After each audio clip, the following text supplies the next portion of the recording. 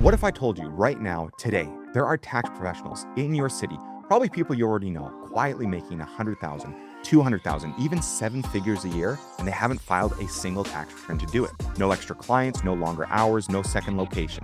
They found something that most tax professionals never even hear about. And honestly, the people who do know about it don't want to tell you. It's called a service bureau.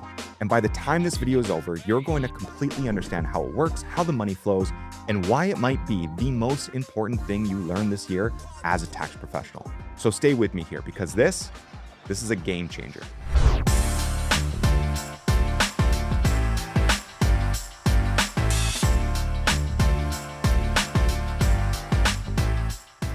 Real quick, before we dive in, if you're watching this, you're probably already in the tax industry.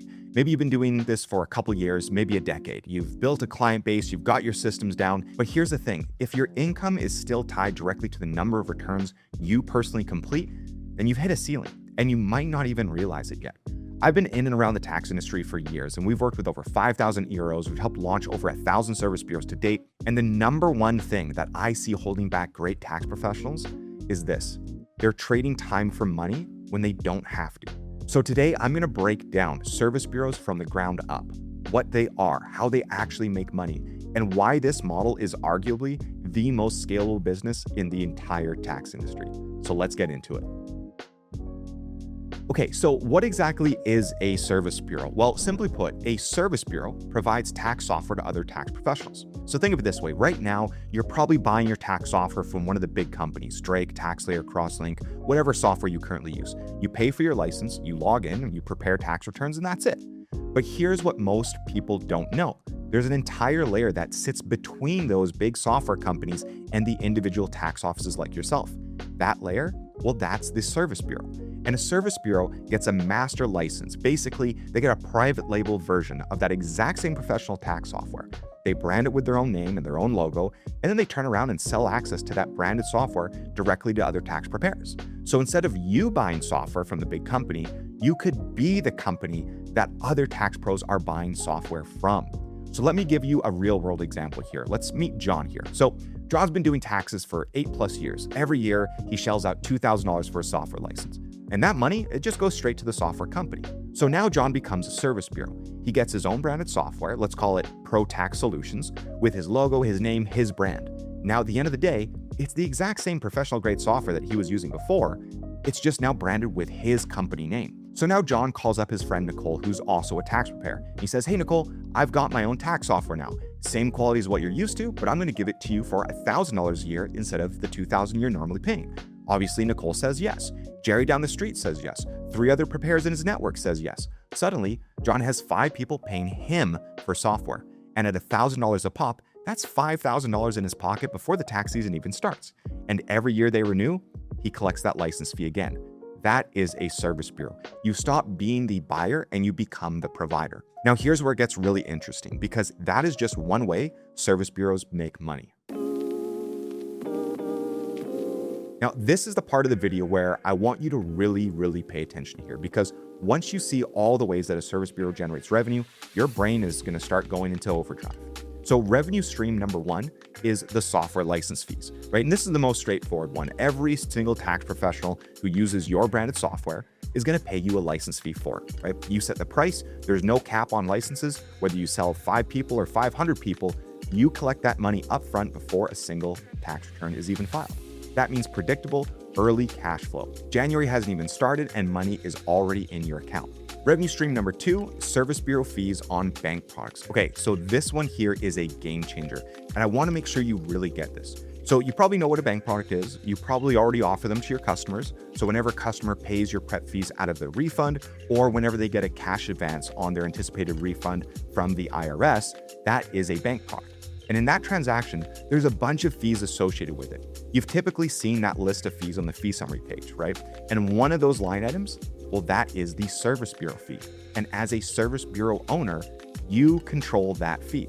It starts at $0, and whatever you set it to, whether that's $25, $50, or $100, 100% of that fee goes directly to you. Not the software company, not to anyone else, to you. So let's get back to John's example here. Let's say John sets his service bureau fee at $50, right? Nicole's using his software and does 6 bank product returns today. That's $300 straight to John without John doing a single tax return himself. Now, multiply that across your users, across the whole tax season. You're generating revenue on everyone's volume, not just your own. That brings me to revenue stream number 3, transmission add-on fees. This one flies under the radar. So inside of all those bank product fees, there's also a software technology and transmission fee.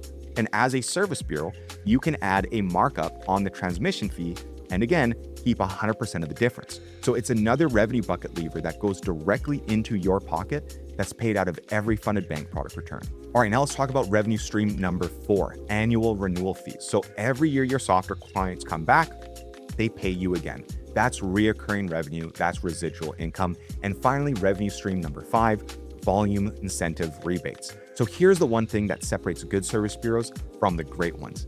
As your network grows, as you have more and more products funded through your software, whether it's 500, 1,000, 200 plus, you earn volume rebates, kicking back additional dollars on every product funded through your software. And so the more you grow, the more you earn per product as well. It's basically an exponential reward system built right into the model. So let's do a quick recap on the math here. Let's say you have just one ERO in your software. They pay you $1,000 for the license. They do 50 bank products this season. Now let's keep the numbers simple here just for the example. Let's say between your service bureau fee and your add-on fees combined, you're collecting $100 in fees per product. Well, that one ERO who produces 50 bank products times $100 in your service bureau and transmission fees is $5,000 plus the $1,000 license they already paid you. That's $6,000 in revenue from that one ERO. Now imagine 10 EROs doing that, 20, 50, 100. Now you're probably starting to see why people call this the hidden business in the tax industry. All right, so let's talk about the traditional tax prep model for a second here, right? You wake up every January, February, and March, you're working 60, 70, 80 hours a week. You've got clients calling, employees to manage, software to troubleshoot, an inbox full of people asking, where's my refund? And then April hits and it's over, right? The income tap turns off for 8 months. And here's the brutal truth. The only way to make more money in that model is to do more work, see more clients, hire more people, open more offices. Your income has a hard ceiling and it's built directly on your personal labor. The service bureau model completely flips that. Instead of your efforts driving revenue, it's your network that drives revenue. Every tax professional using your software is generating income for you. Every bank product funded through your software puts money into your pocket while you're sleeping, while you're on vacation, while you're having dinner with your family and friends. And here's the part that most people miss. You're not competing with other tax offices in your market anymore. You're partnering with them. Think about how many people you know in the industry, other preparers, people who've asked you for advice in the past, people who've asked you what software to use. Well, what if every single one of those conversations turned into a revenue relationship? That's what a service bureau does. It turns your existing knowledge and network into a scalable, growing, and profitable business. Now, look, I need to keep it real for a second here with you. Not everything being sold as a service bureau today is actually a real service bureau. There are a lot of people out there right now who are selling what they call a service bureau, and really they're just glorified software reseller agreements. And the difference matters a lot to your bottom line. So we put together a quick checklist here. These are questions that you can ask yourself to figure out what kind of arrangement do you actually have, or are you possibly considering with someone. So question number 1.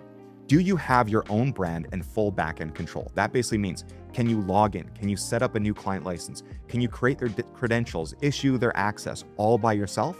Question number 2, are your fees 100% yours? Or is there a minimum markup that you're required to set where the first $20 or $30 goes to whoever sold you the service bureau in the first place? Well, in a real deal, the service bureau fee and the transmission add-on starts at $0. That means whatever you mark up in addition to that, 100% of it is yours, period. Question number 3, do you have unlimited licenses? If you're paying per license every time you enroll a new client in your software, that's a per license cost that eats into your margins as you scale. A real service bureau deal gives you unlimited licenses at no extra cost. Question number 4, is tech support included? If you have to handle every software support call yourself or pay thousands of dollars extra for someone else to handle them, that is a massive burden. Real service bureau programs include dedicated tech support, so your clients always have someone to call without you having to even lift a finger. And finally, question number 5, do you have a real volume rebate structure? If you set your fees to 0, do you still earn rebates on bank product volume? If not, you're not getting a full service bureau deal. And so if the answer to any of those questions is no, then the chances are that you're leaving a lot of money on the table and you deserve better. So I want to share a couple of quick stories with you here because theory is great, but results are better. So we've got one of our members I want to talk about named Shalimar. And when she first came to us, she actually had less than 10 tax clients. She was barely in the business. She was basically just doing returns for her friends. People told her she wasn't ready for a service bureau. They're like, oh, you need 500 clients, all the gatekeeping stuff you typically expect. Well, she ignored them. She found us and enrolled in our program, built her service bureau, and created a program teaching other EROs how to grow by recruiting prepares. In her very first year, she onboarded 25 EROs, made over $10,000 in upfront software sales, and generated over $30,000 in back-end bank product revenue. Year 2, she more than doubled everything. By the end of the second year, she had crossed the 6 figures from her service bureau alone. Then there's Lisa. She had been under another service bureau for over 4 years and only managed to sell like 15 people on her software. She didn't have guidance, she didn't have control of her fees, and she actually ended up owing the software companies money because her clients didn't do any bank products and she wasn't making any revenue. She then came to us, rebuilt the right way, and in her first year enrolled over 100 EROs and hit 6 figures in upfront software sales alone before the tax season even started. Last tax season, over 15,000 funded bank products and a true 7-figure service bureau. Now, these aren't unicorns. These are real people who are sitting exactly where you are right now, watching, learning, and deciding. So let me bring this home for you. If you are a tax professional who is tired of hitting an income ceiling, if you're tired of all your money coming in during a 3-month window and then having to pray you made enough money just to survive for the next 9 months, if you're ready to stop trading your hours for dollars and start building something that grows with or without you, becoming a service bureau is the answer. And here's the thing, getting started is much more accessible than you think. You don't need 500 clients. You don't need to have a massive team. All you need is the right program, the right software deal, and the right guidance. If you want to learn exactly how to set up your own service bureau with your own brand, your own software, real back-end control, and real revenue structure, click the link in the description below and register for one of our upcoming training calls. On those calls, we're going to walk you through every step of the process to help you start your own service bureau journey.